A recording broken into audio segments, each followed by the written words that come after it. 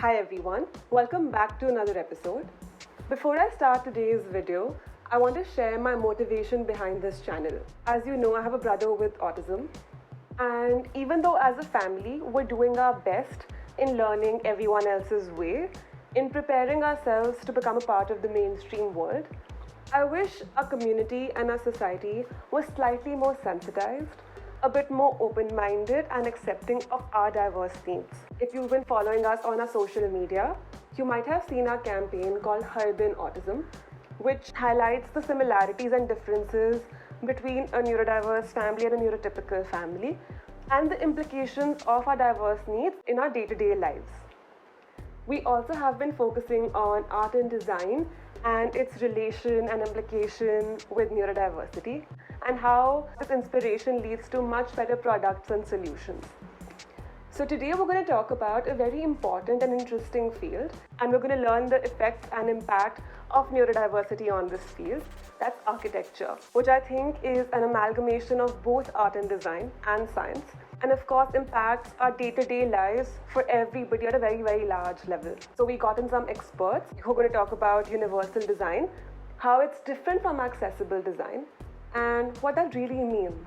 We're also going to touch upon the principles of universal design and how, when that's taken into account at large-scale planning for cities and towns, it becomes a big boon and benefit to all its civilians. So let's hear from them and learn something new today about people with different needs. Hi, I'm Shubhra Goyal and I'm an architect. Previously, I've had the chance to work with a design studio in California, and that's helped me get a better insight into what are the kind of laws that they have, what is the process, and what is the ground reality of buildings when it comes to designing for people with special needs. Before I jump right onto that, I'd like to quickly discuss the different terms that we have when it comes to designing for people with special needs. So there are terms like universal design, inclusive design, barrier-free design, and accessible design. So universal design and inclusive design are used almost interchangeably, and what it does is it takes into account as many of people's needs and abilities as possible. So instead of a one-size-fits-all experience, it is more diverse and it creates a variety of experiences. For example, a building that falls in the public domain, like a restaurant, how can you make it more inclusive, not just for the people who are visiting, but also for somebody who works there and might have special needs? On the other hand, accessible design or barrier-free design takes into account people with physical impairments, and interventions like providing wheelchair-friendly ramps is one such example. And a lot of this is governed by the kind of laws that we have around us. One such law that they have in America is the Americans with Disability Act, also known as ADA. And what it tries to do is it tries to make the lives of people with special needs as independent as possible. So the reason why it has the priority that it has is because it's not an independent law. It is a law that works with various other laws at different levels, other federal laws, other state laws, and that helps not only make public buildings accessible, but also private buildings that might have public access, for example multifamily housings, to make them accessible as well. Now, on one hand, where accessible design is mandated and it is prioritized to the extent that sometimes design firms have to hire consultants, ADA consultants, to help them navigate through the different laws to make a building accessible. Inclusive design or universal design is not a mandated law. There are a lot of guidelines and documents on how to make a design more inclusive, but it's not mandated, which is where the responsibility of a designer comes into play, because it's so important to make the built environment more equitable, as it's not just affecting the lives of people with special needs, but it's also the people who are around such people, and like the families, the relatives, etc.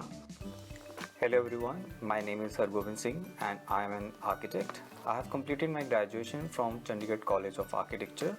My graduation project was empowering students with different abilities through open and inclusive education.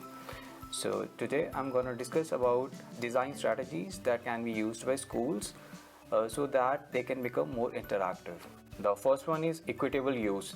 So that means privacy, security and safety should be available to all the users, and the design should also be appealing to all the users. Second principle is flexibility in use. That means provide choice in method of use. so that there should be a multiple choice to use a service or a product for different types of users. Third principle is simple and intuitive use. That means eliminating unnecessary complexity and be consistent with users' expectations and their intuition. Fourth principle is perceptive information. That means providing enough contrast between information and around it so that every user can understand the information correctly. Fifth principle is tolerance of error. That means providing warnings of hazards and errors that exist in a building. Sixth principle is low physical effort. That means allow users to maintain a neutral body position and minimum physical effort. Seventh and the last principle is size and space for approach and use. For example, making all the components for sitting and standing users and accommodate variations in hand and grip size. So these all principles leads to make the design accessible to everyone in society. The Amar Jyoti School was started in 1981 by Mrs. Uma Tuli under a tree with 30 students with a ratio of 50-50, and that is students with disabilities and students without disabilities. The school has grown up and have more than 500 students with the same 50-50 ratio. And in India, it is the best example of inclusive school with barrier-free environment. Jyoti School has many components: classrooms, playground, then vocational education, healthcare center, social working area. Then they also provide a diploma in special education. So it is the best example of inclusive education. Accessibility in design, something which is very close to me, because one of my cousin brothers, he met with an accident and he is also on a wheelchair. So I also struggle with accessible places anytime I go out with him. First, we need to accept that there are people who have these disabilities and who need special space requirements and all of these, to incorporate them in the part of and process of design itself. So accessibility and acceptability, I believe both are very important.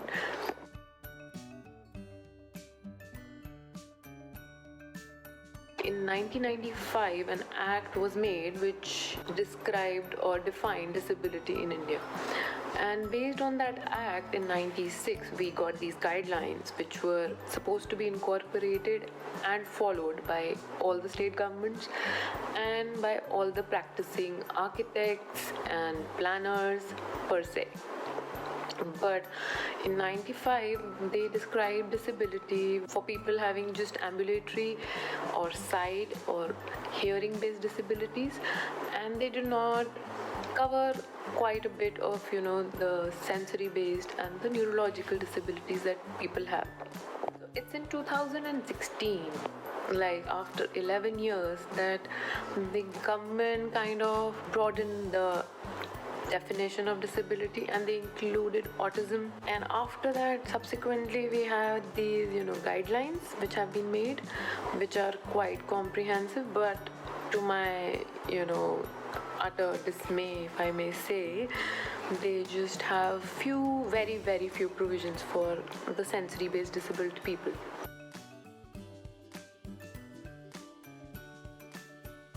The roads have been so well laid out, and that it's in an orderly way that anyone who is disabled can easily maneuver the city. And for that matter, now we have cycling tracks in the city, and they are part of the smart city project, but they have also helped the people suffering from autism, all the kids, they can easily go around their houses and the sectors and feel a part of the city. We also reached out to Preethy Reddy, who's an urban planner and designer at a Singapore consultancy, with her area of interest being public participation and community engagement. She went on to say that public transport, or the lack of, is not even negotiable. The way citizens have embraced public transport for its economic, environmental, social, physical, and mental benefits is evident from the cities that have it. This urban infrastructure is vital for a city's well-being. It empowers a wide range of people across all spectrum, young and old, people with special needs, everybody. It is surprising to see how simple and important things like car drop-off points, pedestrian pathways, parks, and open spaces are often ignored by developers and not enforced by government offices as per sanctioned drawings. And it further surprises me to see how educated society residents do not question the authorities for their right to decent standard of public infrastructure. Guys, we take our traveling around the city, around the world for granted now. And imagine something that's such a big part of our day, of our lives, is such an inconvenience for somebody else. And we only landed up in this situation because when this framework was being laid out, there was a part of our community, a part of us, where our needs and considerations weren't kept in mind. But it doesn't have to be that way. The idea of sharing the principles and the benefit of universal design with you was that no matter where you are, what you're doing, what profession you're in, what is the solution that you're building, if you keep in mind a larger consumer base, a customer base that's diverse, imagine how many lives you can touch, imagine how many lives you can change by just keeping different needs in mind. If you like this video, please do subscribe to our channel and share this video with everybody else. Thank you.